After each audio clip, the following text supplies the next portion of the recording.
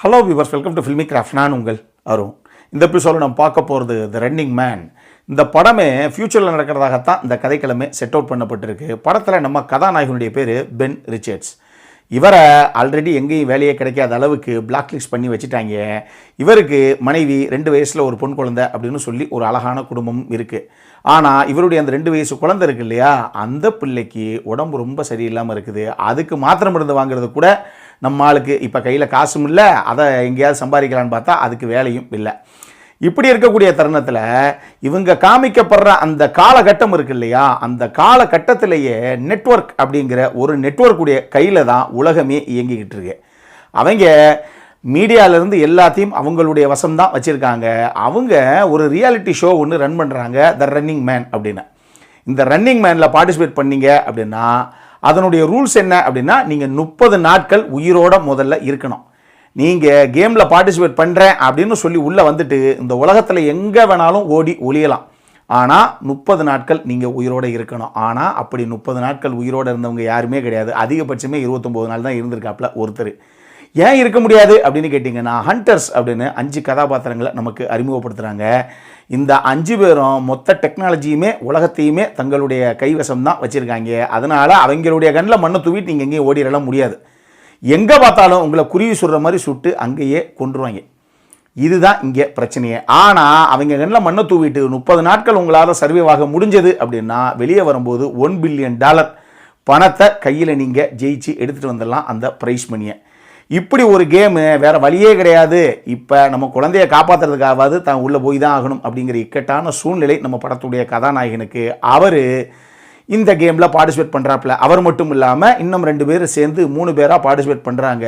இதுக்கப்புறம் கடைசியில் நம்ம கதாநாயகன் ஜெயிச்சாரா, அந்த ப்ரைஸ் மணியை அடித்தாரா இல்லையா அப்படிங்கிறது எல்லாத்துக்குமான விடை தான் இந்த படத்துடைய மொத்த கதையை. இந்த படத்தை பொறுத்தளவுக்கு இது எட்கர் ரைட்டுடைய படம்.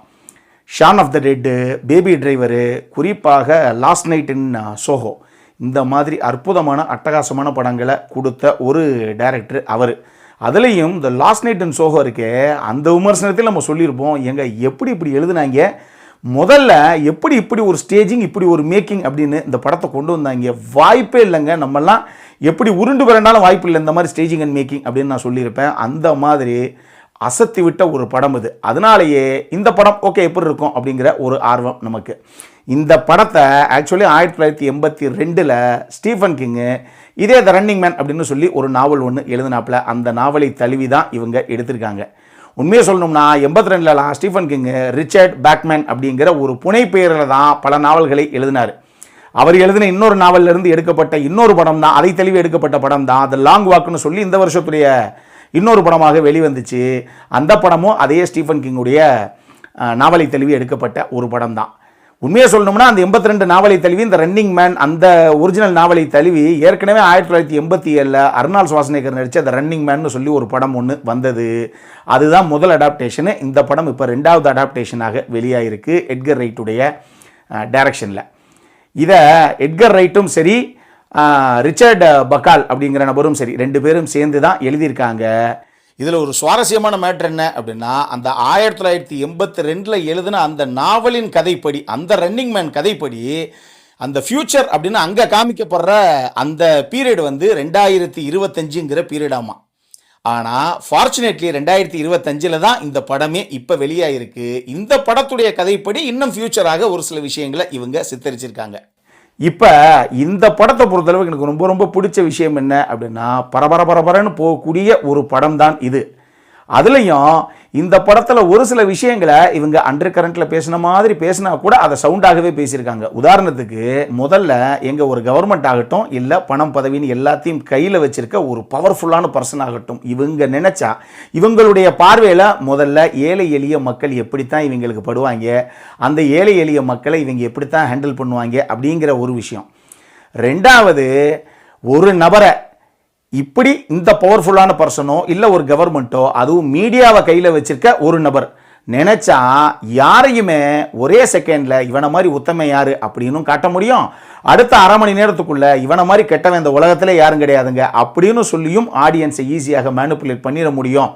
மீடியா நினைச்சா அதனுடைய சுயலாபத்துக்காகவும் அவங்களுடைய டிஆர்பி ரேட்டிங்காகவும் எதை வேணாலும் அடிச்சு தும்சம் பண்ணிடுவாங்க, யாரை வேணாலும் ஈஸியாக மேனிப்புலேட் பண்ணிடுவாங்க அப்படிங்கிற விஷயத்தையும் ரொம்ப அழகாகவே அண்டர் கரண்ட்டில் இந்த டீம் பேசியிருக்கு. இந்த படத்தில் கிளென் பவல் தான் ஹீரோவாக பண்ணியிருக்காப்புல. அவர் போக ஆக்சுவலி நல்ல ஃபிட்னஸ் சூப்பராக இருக்குது அவர்கிட்ட.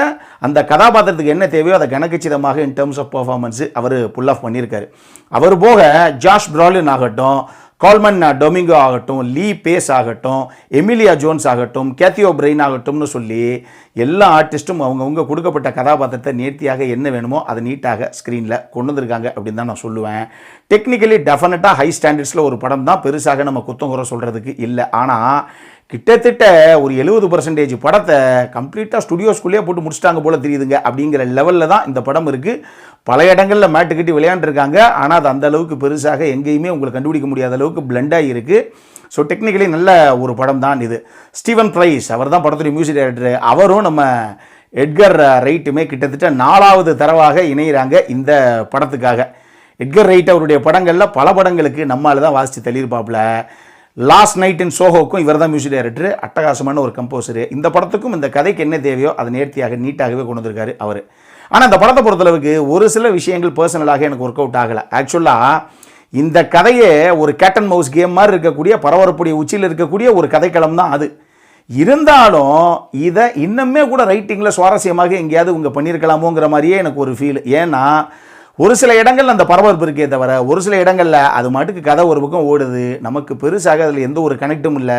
சரி நடக்கிறது நடக்கட்டும் அப்படிங்கிற மாதிரியே நம்ம உட்காந்துருக்கோம். அதுக்கு இன்னொரு முக்கியமான காரணம், கதாபாத்திரங்களும் பல கதாபாத்திரங்கள் மேலோட்டமாகத்தான் எழுதப்பட்டிருக்கு. இன்ஃபேக்ட் ஹீரோவுடைய கதாபாத்திரமே கூட அவர் எப்படியாவது இந்த பிரைஸ் மணியை ஜெயிச்சிடணும், எப்படியாவது தன்னுடைய மகளை காப்பாற்றிடணும் அப்படிங்கிற மாதிரி ஒரு ஃபீல் நமக்கு எங்கேயோ வரவே கிடையாது.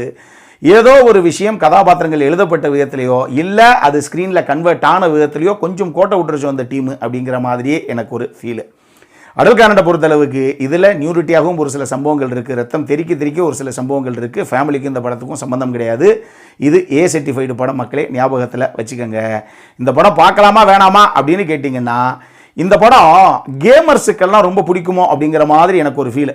ஸோ அவங்க விரும்பி பார்க்குறதுக்கு வாய்ப்பு இருக்குது. பட் ஜென்ரல் ஆடியன்ஸை பொறுத்தளவுக்கு பொழுது போகலன்னா பார்க்கலாம் அப்படிங்கிற லெவலில் உங்களுடைய எக்ஸ்பெக்டேஷனை செட் அவுட் பண்ணிவிட்டு போய் பார்க்கணும் அப்படின்னா பாருங்கள்.